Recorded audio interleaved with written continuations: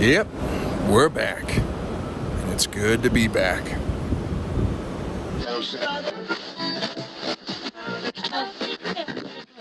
Hey guys, it's Ty from the Gaming Home, and this week we're going to do a little something different. Now, if you know anything about me, I love me the Transformers. No question about it. What can I say? They're a huge part of my childhood. I grew up with them. I've been watching them since the 80s and never looked back. I got the games. Got Transformers Prime. I got Beast Wars and the sequel series that we don't talk about. I got the original series, start to finish, season 1 through 4. Even though it never got an English dub, I got Headmasters. And of course, I have all the movies to date, including the original 1986 classic, the immortal favorite by the fan base. And, I got a couple of the action figures. I got the car.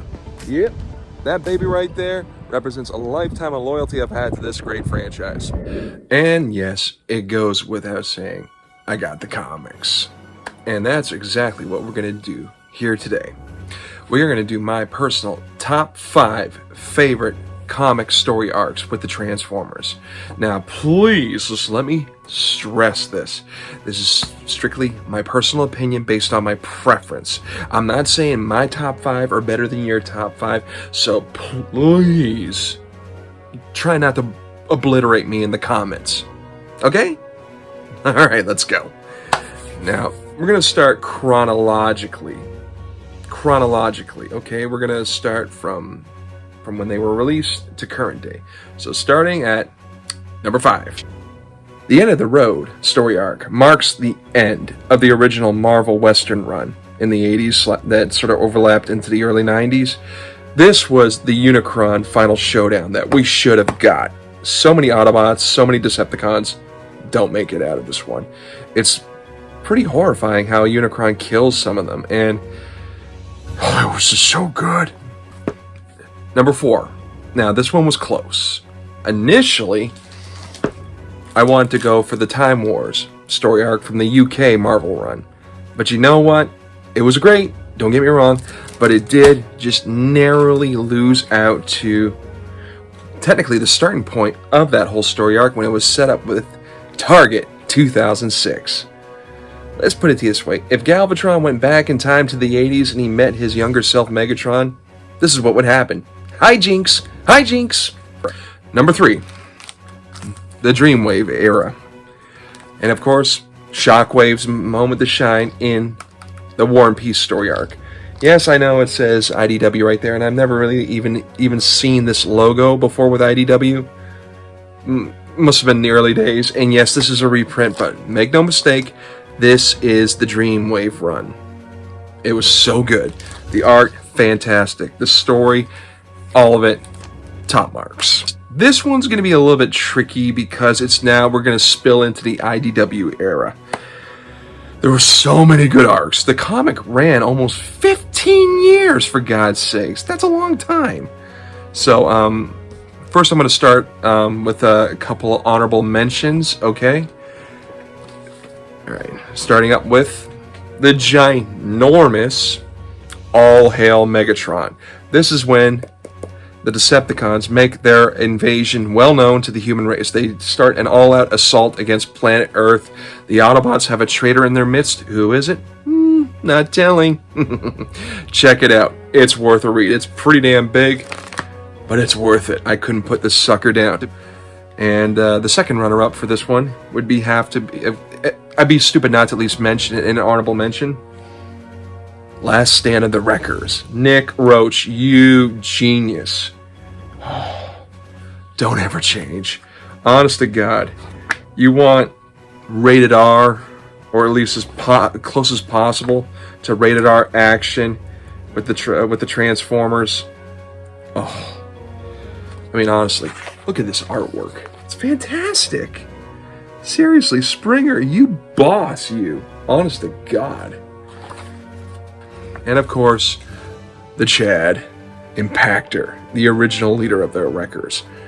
A little bit of a telling how Springer became commander from his old boss, And, of course, a very ambitious Decepticon that wants to directly challenge Megatron for leadership of the Decepticons. His name is Overlord. He made his debut in the second Japanese series.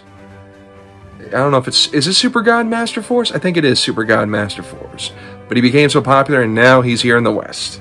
But that was just the second runner-up. The true number 2, the absolute must-have, if you love your Ironhide miniseries. Ironhide, lost and by himself on Cybertron, with no explanation, and surrounded and constantly attacked by swarms of Insecticons. It's kind of like Transformers meets Aliens, and it works. It's amazing. Yeah, who wrote this anyway? Oh, Mike Costa. See?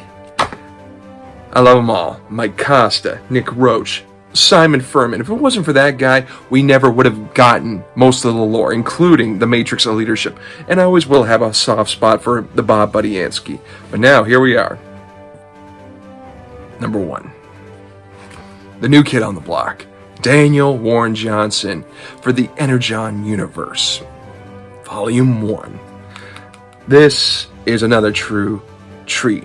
This is just the starting point of the Energon universe for the Transformers. It's shared with G.I. Joe, Cobra, and Void Rivals.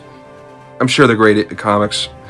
They're just not my thing. I'm here for the Transformers, the TF. And interestingly enough, not only is this a new Transformers comic for a new age, it's also made by Image/Skybound Comics. You know, the same people behind Spawn and the Walking Dead, which means we're going to get some brutality here. The drawing is a little bit more gritty, a little bit more, dark, like I said, Image style. But God, it is just so well written. And, yeah, Optimus, he gets just pummeled by Decepticons in this one. It's just so good. When he turns up the awesome, it truly is just a wonder. Hell, he even wears Megatron's fusion cannon in this. Wow. And of course, this comic really demonstrates the brutality of Starscream. Squish. He literally enjoys squishing humans to death, and it's pretty messy. Rated R action for the older fans who've been dying for really dark stories. Well done. And if I may just be a little bit 100 with you right now, I'm going to be honest, I was probably going to skip this because I'm still a little salty over what happened with the IDW, Hasbro pulling the license. I'm not going to get into the nitty-gritty of it, but because of that, I was, like I said, a little bit salty. And I was probably not going to check this one out, but you want to know something? One day, I found an up-and-coming YouTuber.